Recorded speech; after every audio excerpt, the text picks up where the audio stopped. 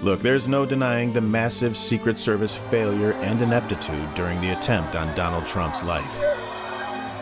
The same for local police. There was failure at every level, including little Tommy Crooks. Can we all finally agree that political assassination is a job for a seasoned, angry, middle-aged man? Someone who won't fail at his target?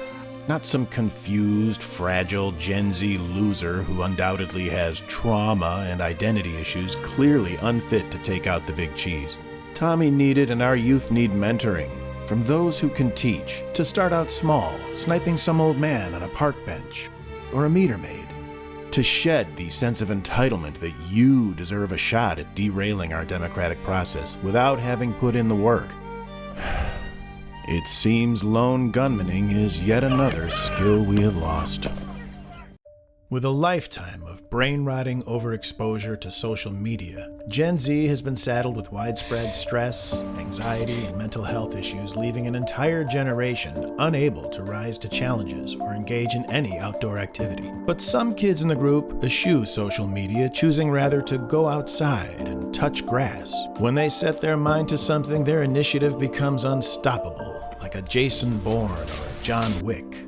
One such person is little Tommy Crooks, who somehow managed to carry a ladder and rifle across an open field, right under the noses of an elite security detail to carry out his terrible, terrible plan.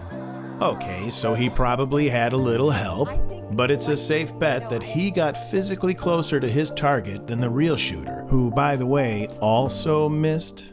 Because he nearly actually accomplished something, little Tommy Crooks will go down as a Gen Z icon.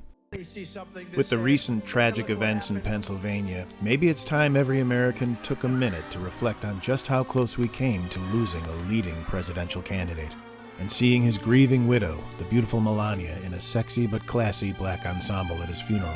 Most likely a fitted jacket and tight skirt combo with stockings, and smart but stylish heels a must. Of course, topped off with a veil and a pair of sassy sunglasses.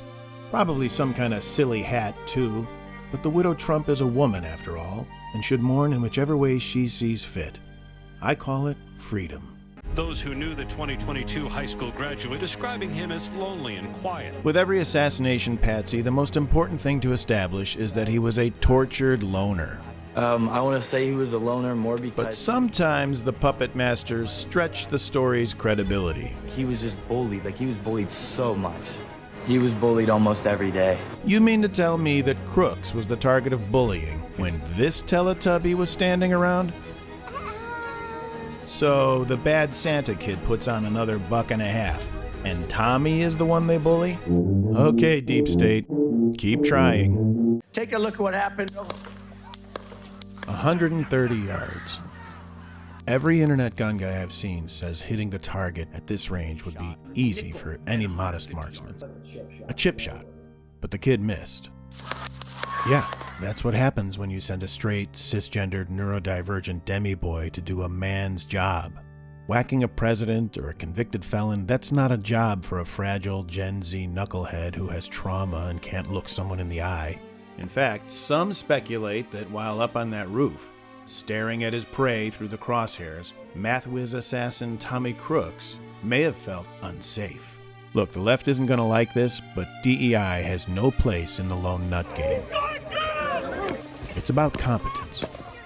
There can be no doubt that the slaying of Donald Trump would have been a devastating blow to our democratic nation's tradition of peaceful transition of power. And though I'm ever grateful that Jesus protected him, I must admit my sorrow that through his divine intervention, we were all kept from seeing the widow Trump bravely rocking a sexy but respectful funeral ensemble. As his humble servant, who am I to question why the good Lord denied us seeing this sultry smoke show in hot morning attire? Maybe it's my patriotic side, but of all the surviving first ladies, I rank the smoldering Melania first in grace and hotness, followed by a very distant second, Laura Bush.